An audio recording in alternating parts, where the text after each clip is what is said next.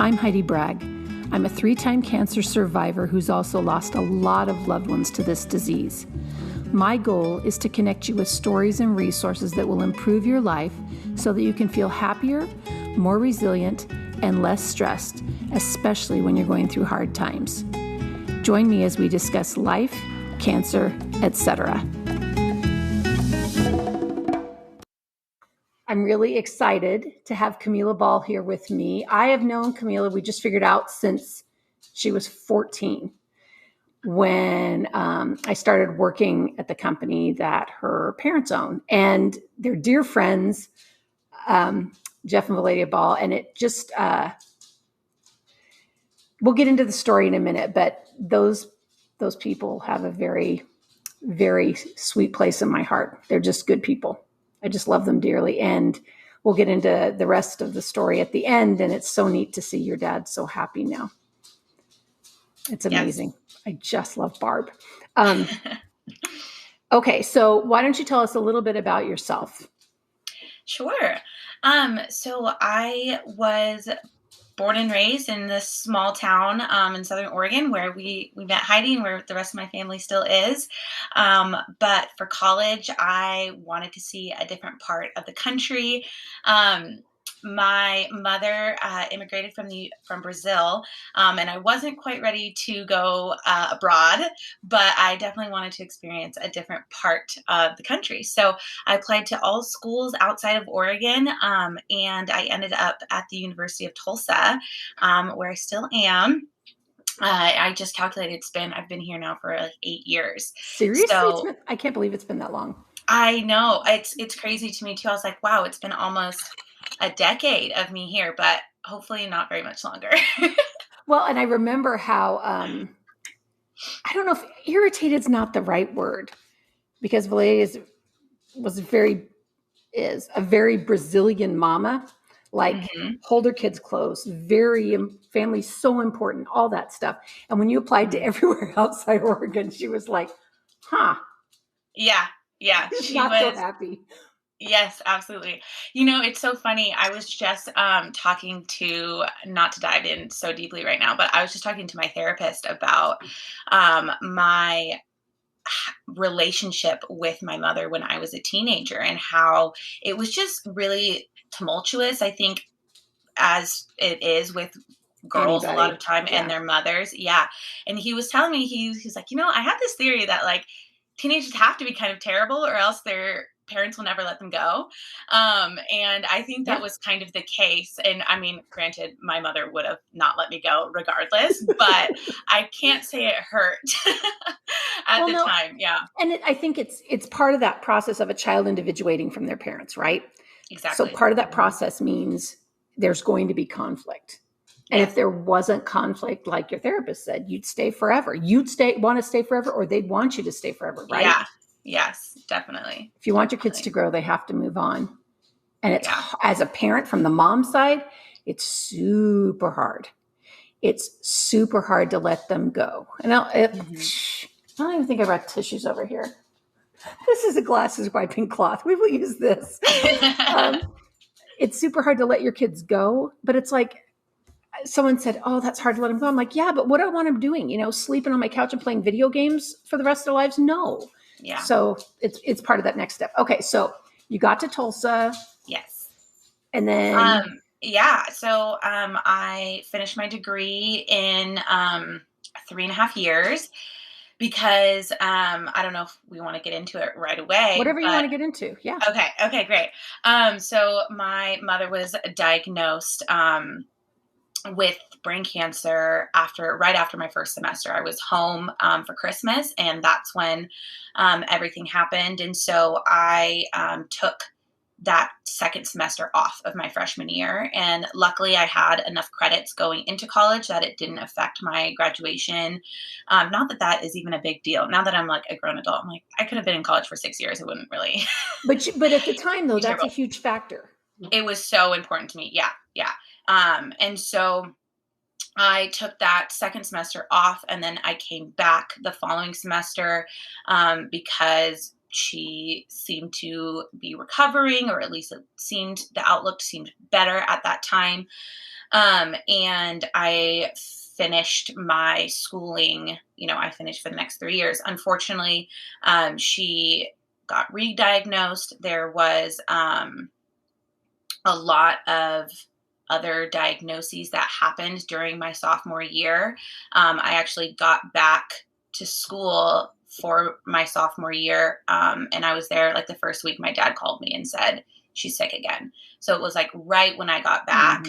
And was kind of like, I was setting up my room in my sorority house and like getting ready for the school year. And then I got this news and I was like, oh, dang. And so that was really difficult. But yeah, so I finished my last 3 years. Unfortunately, my mother was not there for my graduation. But I learned so much through that process, and yeah, we can get into it. But I graduated in 2018, and I'm still in Tulsa. I met a really wonderful boy here, so he's been an excellent partner through with me in my life here, and we're starting to get ready to see another part of the country, hopefully soon. Awesome. Okay, so let's start. I guess let's go back to the beginning when your mom was diagnosed. Actually, I want to go back a little before that. Sure. Okay, so when your grandma was diagnosed, what year was that? Do you remember? So that must have been 2012. No, I think it was like 2012. I was in high school. Oh, that's right, because you were, okay. Mm-hmm. It was like maybe 2012, 2013, towards the end of my high school. I think it was my junior year. So yeah. Okay, so with Yada, it was it ovarian cancer first? Or do we know? I think it was some stomach, colon, something like that. Yeah. I'm not sure it was ovarian first. Okay. So when I got diagnosed with the first cancer, which was colon cancer, and I'd had my complete colon out and I had an ileostomy and all this stuff, Valéria, Camilla's mom, was in Brazil taking care of her mother. Her mother passed. She took care of the stuff there with her sister Simone. And then she went home for a week for Thanksgiving with you guys. And you were still, I think you were a sophomore, junior? I don't remember what you were, somewhere in there. Yeah. And then she came to take care of me for a week after surgery because my mom was with my sister. My parents were with my sister who just had a baby. Mm-hmm. And it was great because Valéria, her mother, Yada, had a colostomy. So she understood about all the bags and all this stuff because I had to have the ileostomy for 3 months. And, like she already loved my kids. Mm-hmm. She was there making meals, taking care of me, helping me get used to having my insides on my outsides for these 3 months. Mm-hmm. She was just wonderful. She was like a force of nature. Yes. I helped write her obituary. Like I kind of get some stuff, and then your mom, your dad and your grandma fixed up afterward. But one of the phrases that I put in there was like, she was like a force of nature. And she was. I said she was a force of nature in a petite sized package. Yes. Because I'm not short and she was not tall. And so it was just, we worked together for, I don't know, 4 or 5 years. I mean, up until the time she died. And she was just this very strong, kind, giving, family comes first kind of person. So it meant a lot to me that after the loss of her mother and after just going home to see you guys for Thanksgiving, she'd been in Brazil for a month or two at that point, right? Mm-hmm. And this was one of numerous times she'd gone down to that she was willing to come and help us. That was just so cool. She did, gingerbread things with the kids and trying to keep their spirits up. Who she is, yeah. And not only the like passionate care that she gave to others, but she's such a creative person that she wove that in every area of her life. So that doesn't surprise me at all that she was doing activities with your kid. The woman loved an activity like no one you've ever met. She loved to craft, loved an activity. So that makes a lot of sense. And it just, it brings just a layer of like care when you're when you were wrapped in her, Well, and her trying to To find the beauty in things, even when things were really, really hard. Oh yeah. I love Absolutely. that. Okay. Mm-hmm. So you're home for the semester. You go back to school. Jeff calls and says she's sick again. Mm-hmm. And what had happened at that point? Because she'd already had the first brain surgery. Mm-hmm. So I think an important part of the story actually is the beginning and the diagnoses, because a little bit of backstory on my mother is that she was a professional dancer. She majored in physical education, and then she was a volunteer PE teacher at my elementary school for many, many years. So all of that to say, she was an extremely, extremely active person. And super healthy. Like, she was very careful about what she ate.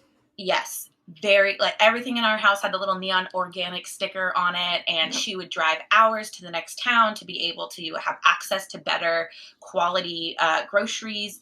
And she never used a microwave. The microwave. I know. Yes, exactly. Yeah. Everything was very healthy. I cannot remember a single time where I saw my mother sitting down on the couch watching TV. It just was not her style. She could not sit still. And that is so true. Yeah, couldn't ever. And if she did watch TV, she'd play her Brazilian novellas. She got the Brazilian channel to be able to watch her Brazilian soap operas.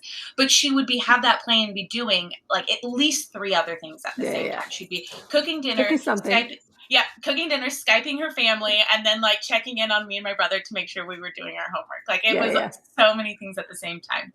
So she was just a picture of health. And it was something that as a teenage girl, it was a really big part of my life, because I was, transforming into womanhood and seeing this role model of my mother, who was extremely active. She was absolutely gorgeous. And so that was a really big factor. And so when she got sick in December of, it would have been 2014, I think.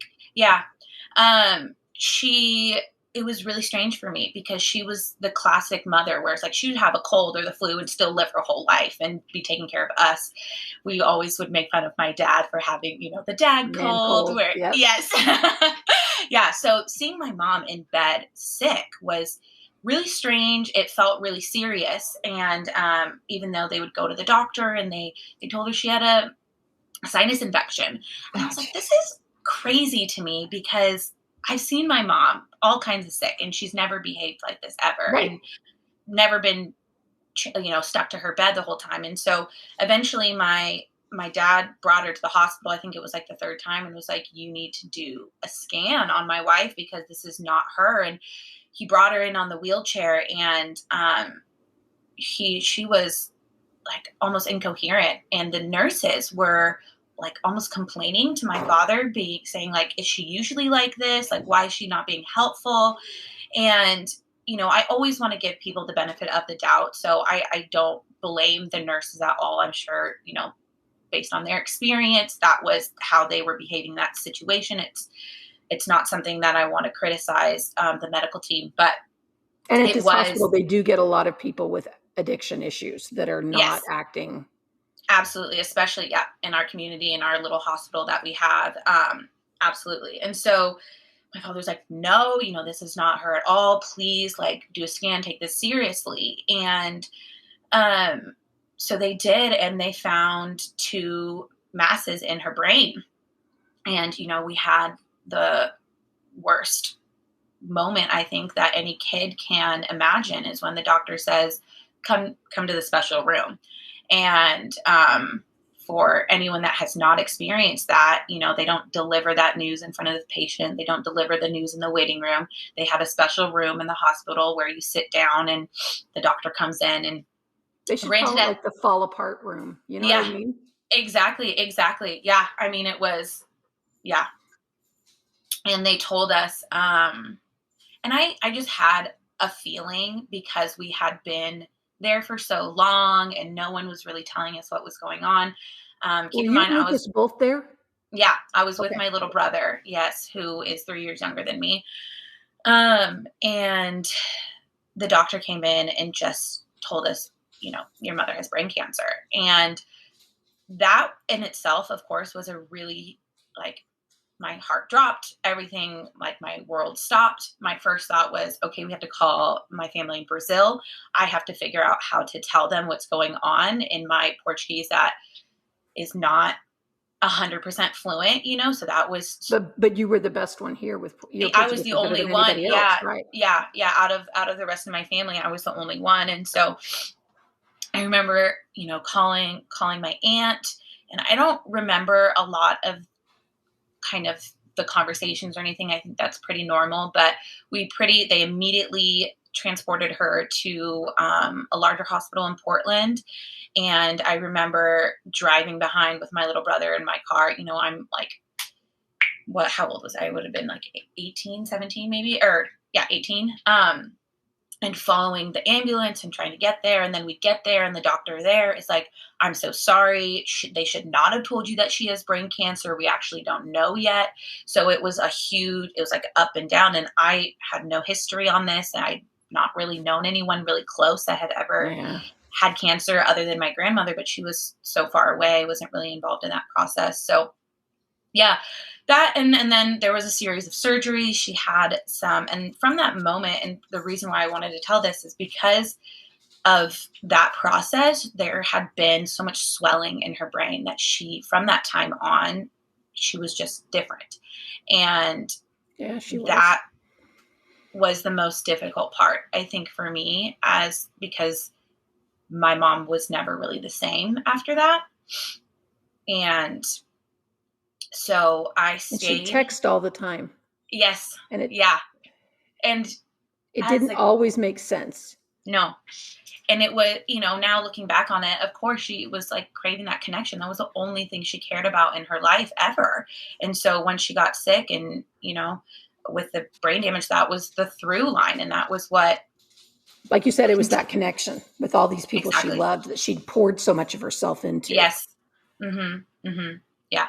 So it was really difficult, and not only had her personality changed, but with treatment, there was a lot of swelling. So she looked really different too. Which I think when she was on steroids, that was really hard. Mm-hmm, mm-hmm. It's really, I think it's just so much for kids, especially, like I had this picture of my mother's face that I had been looking, well, now down at, that I was taller than her, but I'd been looking up at for most of my life. And for that face to be different was difficult as well. I still remember now, like the feeling of her hands, because that never really changed. And that was, for some reason, that's a memory for me that like will never go away, is like the feeling of her hands. Yeah. Yeah. So are you okay talking about the week she died? Absolutely. Yeah. And I want to tell you ahead of time, mm-hmm. I talked to your dad and I knew she was fading fast and I knew Simone was here and everything. And then, so I talked to my direct boss, Angela, and I just said, look, we're doing all in like a month and I don't think she's going to make it. So how about, can we do it early? Because I want to be there. Yeah. And she said, absolutely. So we did our work all in and like literally thank God it ended up being that week. So sorry, can you go from there? No, absolutely. I mean, I'll start, and I want to say this because I am not a big crier and I don't want. I'm a big crier. Yeah, no. And I never want my message to be like, I don't want to say like not taken serious or like not really, just because I don't have as much emotion. That's something that I'm like, working through with my therapist. And it was denial was a huge effect of this time in my life. And so it is the most horrific, tragic thing that has ever happened to me. But sometimes it's hard to get there emotionally. No. I just want to say that. This is just me all the time. But you've always been that. As a kid, you've been like that. This is not something new. So yes, no judgment or anything here. It's just, it makes me cry. And I don't know if you know, but my sister died of brain cancer like 30 years ago. So when your mom got brain cancer, everybody I know who had ever gotten brain cancer did not make it. And so that was always on the table. And I think that's part of why I'm interested to hear your experience with this. Absolutely. Well, I mean, I didn't even really think I didn't really think she was that sick. That sounds awful, but even through all the treatment, through how different she looked and how different she was acting, I was like, my mom is the healthiest person I've ever met. Like this is not gonna last. Like she's gonna get through this. It just didn't really sink in for me. And even like Well, she bounced back so much after that first surgery too, that it was mhm, like, yeah. wow. I mean, she woke up from surgery being able to still speak in fluent in English and Portuguese. And the doctors were like, oh my goodness, like Yeah. look at this. So yeah, so my dad called me. I was at school. It was my last couple weeks of my sophomore year, and I think that's right. And I, was getting ready for finals and studying, and my dad called me and said the doctors have recommended that we put her in hospice. And my dad has always been, very trustworthy of science, and he is a very logical person. And Mm-hmm. so he was waiting for the doctors to tell him, and when they did, he took it seriously and called me. So I came home immediately, and it was a very strange time in my life because I still felt like me, but there was just this dark kind of there's just a dark cloud over our house, Yeah. and we had so many people coming. I remember it was just a revolving door, and it was amazing because it wasn't like it was just me and my brother having to do this alone. We had Mm-hmm. so many supportive mother figures that my mom had that were part of my mom's community, her dance friends, her friends from work, her friends from her volunteer engagements, our family, everyone. I remember we didn't have enough room in the fridge for all the food that people were bringing us. It was just that part will never leave me. And I was sitting on the couch. I remember this, and we would kind of, transfer. Some people would go upstairs and sit Mm-hmm. with her for a little bit, and then we'd come downstairs. And we were at a point where I was sitting downstairs with my brother, and I can't even remember who told us, but someone said, it's time to come up. And so we came up, and the most important people were all there. I just remember me and my mom. Honestly, I know that there were other people there, and again, I remember holding her hand. That part was really important to me. And I Because that don't, was the part that was the same. that was the part that was the same. Yeah. And that was the part that I remembered. I remembered that feeling, and my whole life is that hand. And I am not a really religious person, especially during that time. It was really tough for me. But for some reason, I was like, I just want to like cling on to the very best memory that I can remember with my mother. This is the time, and like I want her to leave with this feeling of love from me. And it's a memory that I will never forget. And it's so important to me to recreate it with my kids. And it's really simple. I grew up on the river. And so I have so many memories of the summer of me swimming and my mom coming down. We have a little hill that gets Yeah. to the river, and coming down with a plate of snacks. And that, for some reason, is just like, that's how she loved us. And that is so important to me. And so that was what I was thinking about. And yeah, I mean, I was there when she took her last breath, and it was the most difficult thing that has ever happened to me, that I hopefully will ever happen again. Yeah.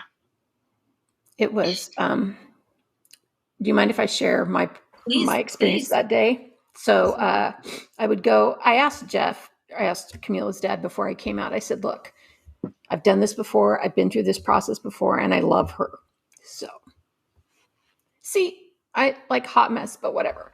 I said, "I'll go to work during the day, but if you're okay with it, I'd like to be there to help.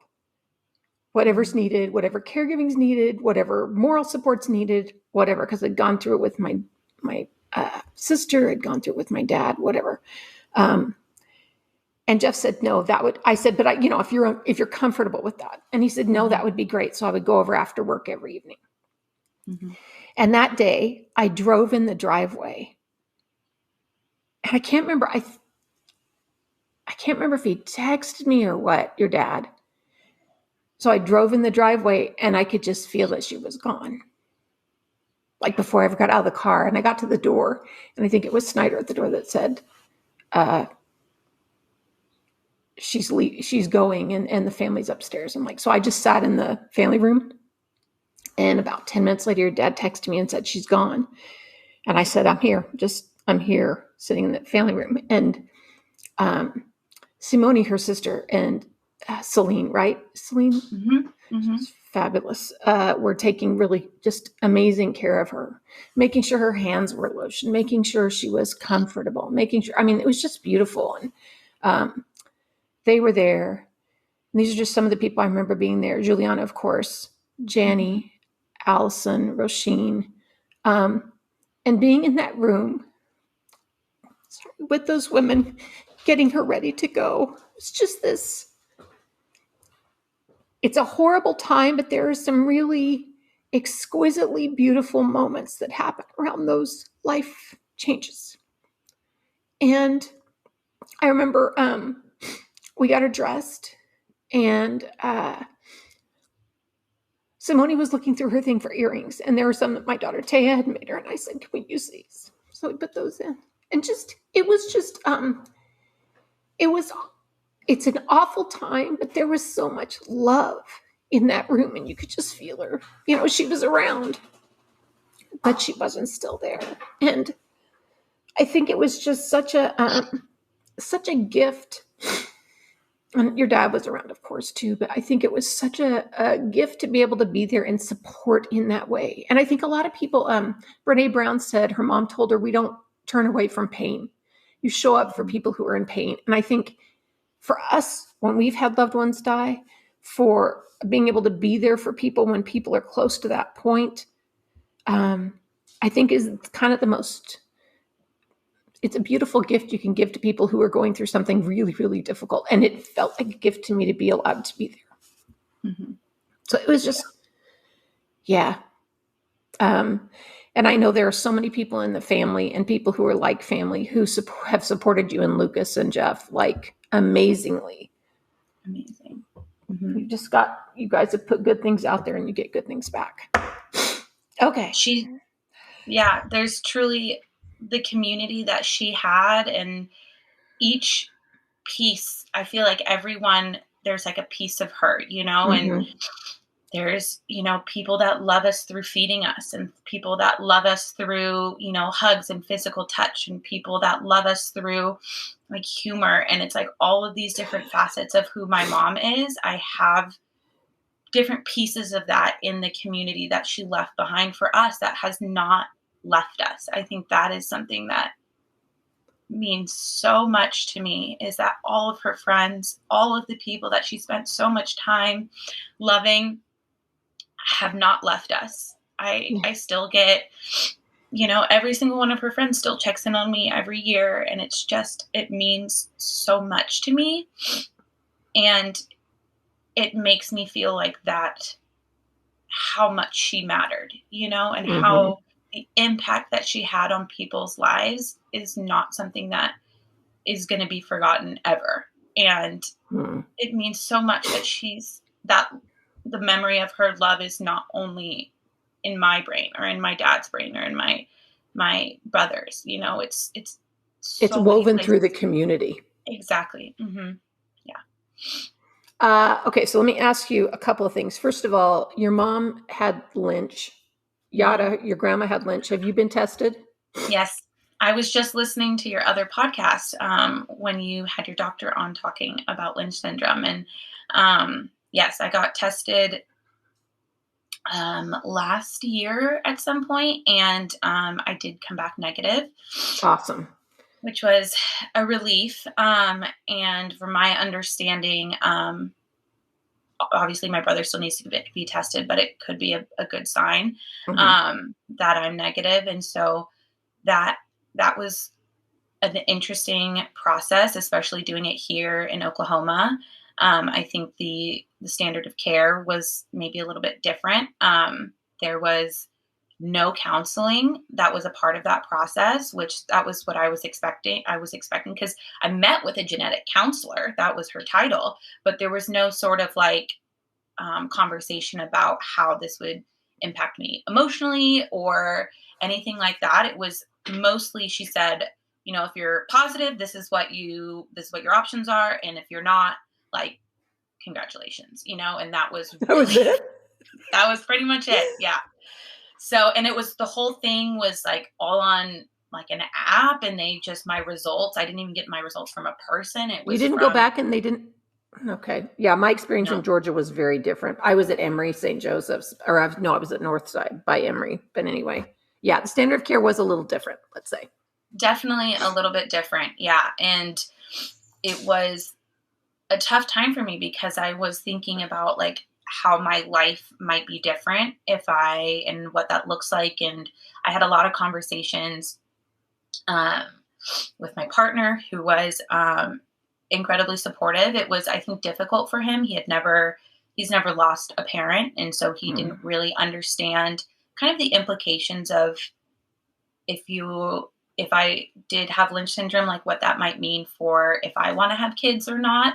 And that was a tough conversation that I had with a lot of my support group. And when I was going through that, and because at first I was like, if I'm positive, I never want to have kids because I never want to put anyone through that and through what I had to go through. And I think it's relevant too, is my brother and I are I think, the fourth generation on my mother's side to have a parent die young. So it was something that Jeez. my Yeah, mother's because your dad, grandpa, yeah. he passed away when she was 20 or 19, around there. And same, it was just like I generation didn't after realize it was generation. four. I didn't realize it went back beyond that. That's, yeah. Yeah. Well, Yeah. and it doesn't, we need to clarify here. Just because you have Lynch does not mean you're going to get Mm-hmm. cancer and Absolutely. it'll be Yes. fatal. A lot of people Absolutely. don't even know they have it until a family member gets diagnosed, and then you see it's all in the family and nobody else Mm-hmm. has had any symptoms. What it does mean is Absolutely. that you need to do earlier screening, Mm-hmm. more frequent screening, et cetera, for some of the cancers that are tied to Lynch syndrome. That's all. Like, I don't want people to Yes. freak out and feel like it's a death Yes. sentence, because it's so Yes. not. Absolutely. No, that's just I Oh have no, to say no, though, like that's my that's how you experience feel. though, right? Right. And so I Exactly. was, and especially, going through that with my mother, it's really tough to kind of see. Because it's a visceral thing to you. And that's, like you Mhm, said, that's what you've seen. yeah, exactly. But I had a friend say something to me. I was talking to her about how I was nervous to go through this process and what that might mean for my future family.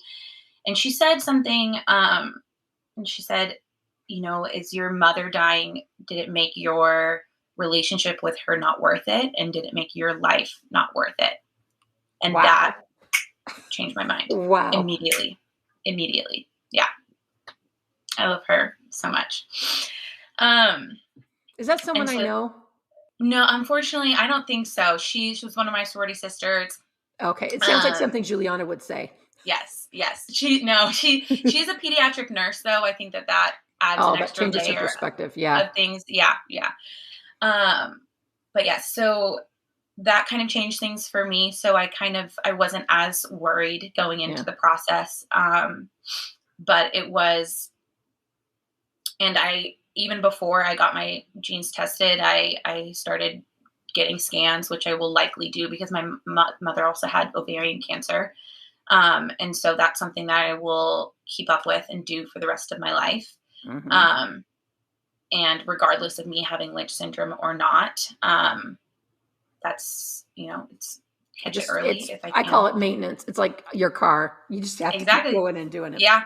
Yeah. Yeah. And every time, gut's going to be in knots, but you have to, and at least for me, I don't think that's necessarily the case for everyone, but for me, I need that peace of mind to be able to Oh, live my life fully. same. Totally same. That's why I fly back to Florida every 3 to 4 months to get everything checked, because Yeah. they just don't I know. can't have that in my brain, taking up space when I could be fully invested in what I'm doing as much as I can. That's a perfect way to describe it. It takes up way too much bandwidth, so you just need to Mm-hmm. know. Mm-hmm. Okay, so what are some things that you wish you'd known ahead of time, or you would do differently if you had it to do again? This is a really difficult question, I think, for a lot of children who lost parents, especially people that lost parents that were sick and sick for a while. My mother was sick when I was, like I said, a freshman in college when I was home. And that period of my life is the biggest regret of my existence. And it changed who I am as a person. And it's something that I'm going to have to work through for the rest of my life. But I was not my best person then. I was young. I didn't really understand the gravity of the situation. No, I was in denial of the gravity of the situation. And I was home, and the idea was that I was home to help take care of my mother so that my dad could keep working. Not because I think he's a workaholic, but I think truly my dad cares about his employees and couldn't fathom stepping away and how that might impact his employees. And so I hold, and he also like dedicated his whole life to my mother somehow. He set the bar so high for me. Yeah. I always joke that I kind of have reverse daddy issues. No one will ever compare to my father. And so I was home for that semester and the following summer, and I just couldn't get out of myself. Like I couldn't get out of my own head. It was really hard. I didn't really believe how sick she was. And so it was hard for me to take things really seriously. I was not the easiest person to be around, I'm absolutely sure. And it was really difficult. And I was also, watching my friends on social media live college to the fullest and go to all these things. And I felt like I was missing out on that. And then when I put my phone down, my mother looked, sounded, and was acting different. And so it was just really difficult for me. Camilla, you were 18 and 19. You got to cut yourself some slack. I know, but it's hard not to compare. Like if my dad wasn't around, there's kids that take care of their parents when they're sick and do an amazing job. And I think it's partly a product of me having the most incredible childhood. When I was writing my essay for college, like I didn't have anything to write about. Everything was sunshine and roses until my mom got sick. And so I had never really experienced a challenge like that and didn't know how to rise up to it, I think is what it comes down to. And my dad's best friend, Jeff, drove me, I'm going to cry even talking about Jeff. There's not a word in our language for someone who is your parent, but not your parent. Mm-hmm. And that's who Jeff is for me. And he was driving me to the airport one morning to go visit my friends in Oklahoma just for like a weekend or something. And it was dark. It was really early. And he basically looked at me and he was like, you need to get it together. And you need to shape up because the way that this is affecting your father and your family is not okay. And he had never talked to me like that before. He's not that guy. No, exactly. No, he is, so fun and full of life. And it was to see him so serious. And I knew that I was way out of line. And I don't know how much I really changed after that, but that conversation also really impacted the rest of my life. And so that is definitely something that I would change. It's my behavior during that time. I think that if, if she was sick now, my participation in that would look very, very different. And I think too, if I could, it would have been living with her in the center. I think I was still too young, and I was living with me, and I was the center of my own life. And because I didn't realize that my time with her was getting shorter and shorter, I was in total denial about that. So I was like, who cares if I spend this hour with her? Like, I'm going to have the rest of my life. Right. And now that's not the case. Don't you think? But I think, knowing you, just even when you were in your whatever phase, you at the center of the universe phase, if you knew how limited the time was, it would have been different. It would have. Yeah, absolutely. Absolutely. So I think I think you also need to give yourself some grace and cut yourself some slack, because your mother is not looking down. And I do believe she's looking down. I don't think your mother's looking down saying, wow, you really screwed up during that time. I'm very disappointed. She just wants you to be happy and have a good life. That's it. I was just talking to my therapist about this, and he said, are you something along the lines of like, have you been able to forgive yourself? Or like, how are you giving yourself grace? And I said, the main reason is because I know that my mother is not holding it against me. Oh, heck no. I know that she's not. And that is what makes it okay for me. And I know too that experience shaped who I am as a person.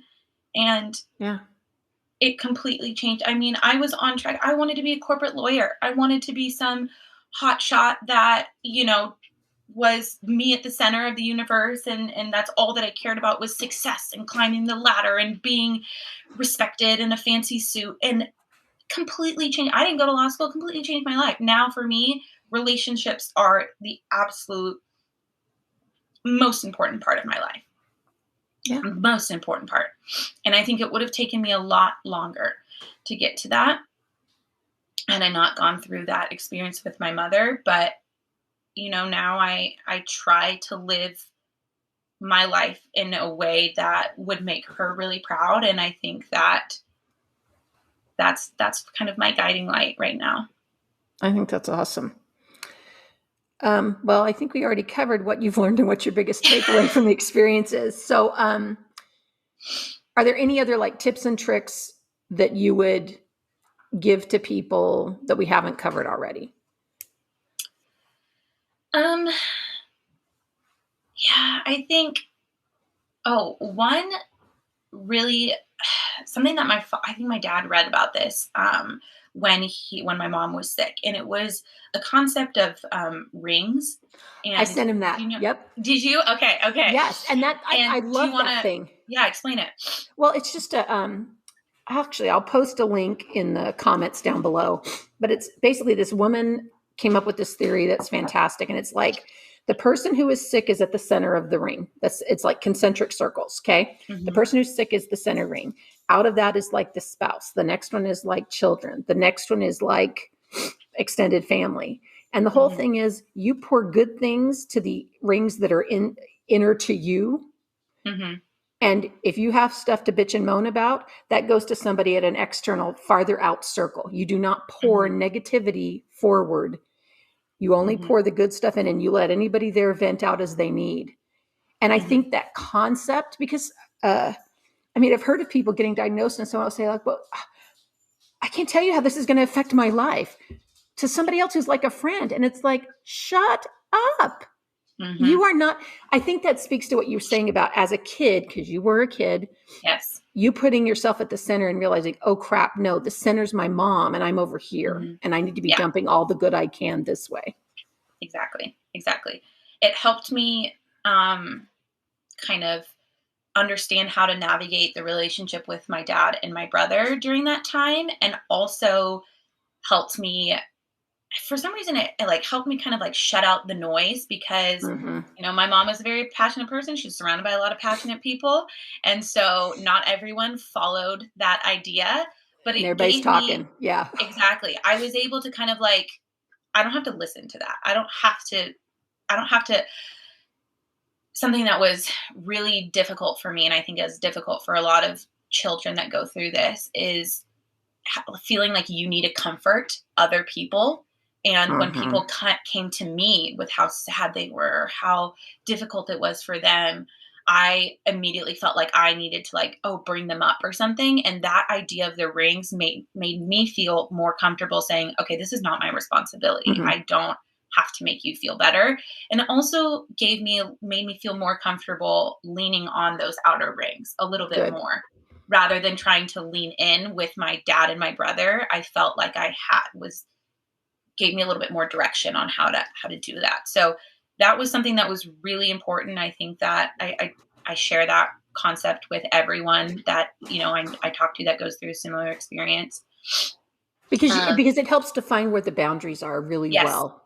Mm-hmm. Mm-hmm. Yeah. And for someone like me that like wouldn't normally, I don't know, I don't think if I would normally like share the more difficult parts or like try to like talk through that stuff, it was hard for me to feel more comfortable doing that with those outside rings was good.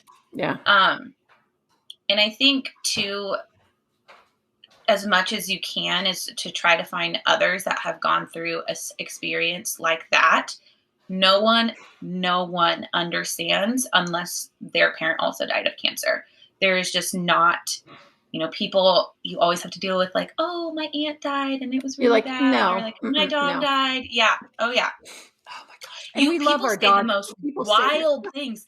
Yes. I'm like, this is not the same. And I would say grief is, and pain is pain, and comparative suffering we do that a lot, but you really don't. You can understand the emotions that they're feeling, but you do not understand the experience until you've been through it. Exactly. And so anytime, this might sound awful, but anytime that I find someone in my circle of like, my community that has also lost a parent, it's almost like an immediate connection. Like there's just an immediate, oh my gosh, you get it. Yeah. And I deal with a lot of things through humor, and it's not a joke that people can laugh at. People can't laugh at dead mom jokes unless they have a dead mom. Right. And it's for me, it's like part of the process. It's part of like coming to terms with it. And so that anytime that I can connect with someone that has gone through it is really helpful. That's awesome. Yeah, I liked what you said. I'm just so glad that ring thing was helpful because it helped me a lot. Changed my life. Good. Okay, so last couple things: bucket list items and your favorite places to be. Yes. So, you sent me that question beforehand, and I've been trying to think so much because I've never really put a lot of thought into my bucket list. And I think it's mostly, my dad would laugh if you hear this. It's mostly because I'm just an extremely risk averse person. My whole life, I have just never been.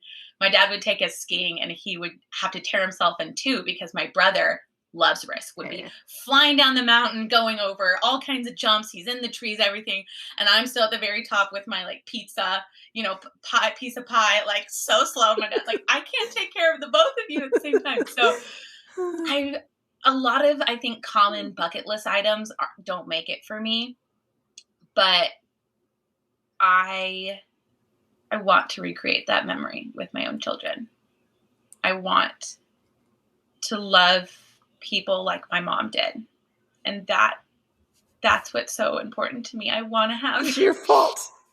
I want to have a family that I can love the way that she did. And to tell you the truth, one of the things I'm most sad about when it comes to, I know this is not the question, but for me, it's really related. While having a family is like one of the most important pieces for me, the idea of not having my mom there is so difficult. Like, I just don't know, because she loved kids and loved babies. And like, she, not only that, but she was a woman that wanted to be in my business like no mother, I think. Wanted to be all up in my business all the time. And so like the idea of her like not being in the delivery room with me, like that was never even a concept. The woman would have dug through the ground and formed a tunnel to get in somehow. And so the idea of her not being there is something that is going to be a struggle for me, I think. I can already see it. But, you know, the idea of having a kid and having a family that I can love the way that she loves me is so important to me. And that is one of the reasons I decided not to be a lawyer, because I never wanted to be in a career where I couldn't put my family first. And that right now, you know, I'm in this process of looking for a job, and I want to find somewhere where I can work for the rest of my life. That's going to, and the number one thing for me is I need to find a company that's going to support mothers and support women, and allow me to be there for my kids. She'd be, so yeah, that's my bucket list. She would be so thrilled to hear that. And I think that's an amazing goal. If you can love people the way Valéria Ball loved people, you're doing just fine. 2 more. Okay. Favorite place to be. And then I have one last question for you. Yes. This is so, I think, the opposite of my mom, which is so, I think this is where I lean more towards my father. But my favorite place is to be home. I want to just be home with the people that I love. And it's not, you know, whether that be like with my dad in Oregon and just sitting outside with him, or with my partner here in our home in Oklahoma. It's not anything fancy. We don't have to be doing anything. I just want to be around with those people. That's my favorite place to be. I love that. Real quickly, do you mind if I asked you a couple questions about your dad and watching him with Barb? Yes. Yes. I think so. An important part of this story that, if this makes it in, I'm going to send it to everyone that keeps asking me these questions, because my dad met Barb for the second time, I believe, pretty soon after my mom passed away. Because Dave introduced them, right? Yes, a family friend introduced them. Mm-hmm. And immediately, a barrage of questions. Every person that was in my mom's community, her army came forward and was like, Camilla, how do you feel about this? Camilla, what do you think? How is it too soon? What do you think about this? Yada, yada, da, da, da. You know, how are you feeling? What do you think this is the right decision? And all this stuff. And I'm like, first of all, I'm 18. My father is at this point I was 20, but my father's a full grown adult. Second, which I think that a lot of people didn't realize, is that because of the brain damage that she sustained in the very beginning of her illness, she was a different person. We had the family, her physical body was there for much longer than her mind and spirit was. And so while it was a few months after my mom had passed, it made sense to me, because my dad had given his entire life to her during that time. And people don't realize that when someone's dying of cancer, especially with brain cancer, where they're changing so much, I think honestly with any cancer, you're grieving all along the way. You're grieving by degrees every single day, because you see what's happening. So that process is not all something that's stored up until after the person dies and then you experience it. You've been doing it for years. Yeah. Yeah. And this is something that I don't think I would normally share, except for I would want other people that go through this to know that it's not just them. I felt a lot of relief when she passed, because I knew that she was no longer in pain, but I also knew that my dad was going to be able to start the process of getting his life back. And that day that my mom took her last breath, what brought tears to my eyes was actually, I remember so specifically, looking over to my dad and seeing his wedding band, and knowing that was till death did them part. And that's what made me cry. And that was what was really tough for a really long time, was thinking about my dad without her. And so I thought it was going to be a really terrible process for me, for my dad to find someone, to find a new partner. And anyone that knows my mom knows that,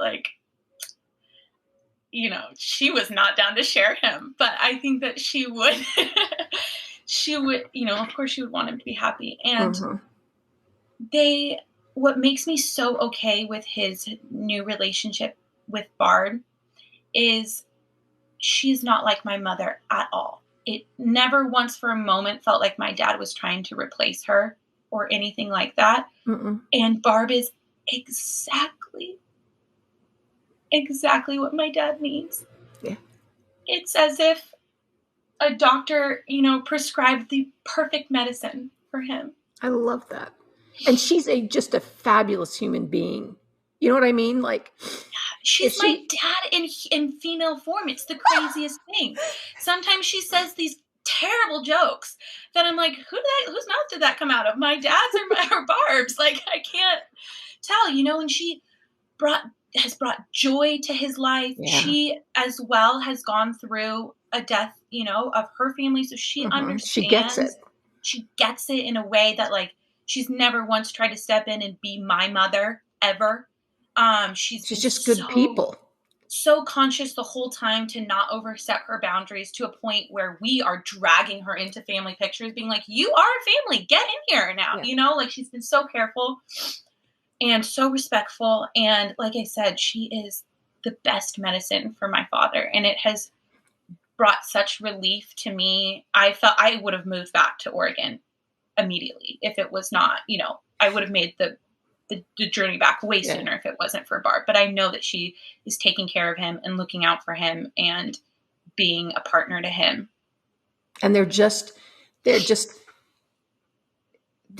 so easy and at peace with each other. And they make each other happy. And that's a beautiful, beautiful thing. And your mother would not have wanted anything less. Exactly. And it's just funny because, like, my mom was this really passionate person that I can assume was, like, amazing and really fun for my dad when he was young, but now that he's later in his life, I think it's a little bit different, and she has his same sense of humor, and I know that she's going to keep him laughing for the rest of his life, which is like, what more could you ask for, from someone? Absolutely nothing. No, it's beautiful. And thank you for sharing that, because I know what I think, but it's really neat to hear it from your perspective too. Well, Camilla, thank you for being willing to do this. I really appreciate it. And I love how open and honest you were about the things you wish you'd done differently, the things that were the hardest for you. The thing about boundaries, I think, is really, really important, especially for kids who are trying to make things better for the surviving parent, whatever else. You just, you're a good old soul, kid. Thank you. I'm trying to be. That's all I guess we can really do. Thank you, Heidi, for the role that you've played in our support group, in our family. I just love you guys. We'll never forget. And I mean, you shared with me earlier that you remember my mom helping take care of your kids, and whether that was picking them up from school. And I was like, I remember that. I locked that in. I was like, that's another thing. I can do that. I can do that for someone. Yeah. And so thank you. You are your mother's daughter as well as your father's daughter. And that's a beautiful thing. Thank you. She's looking over me dancing right there. I love it. Picture of her dancing. Yeah. Thank you. Thank you.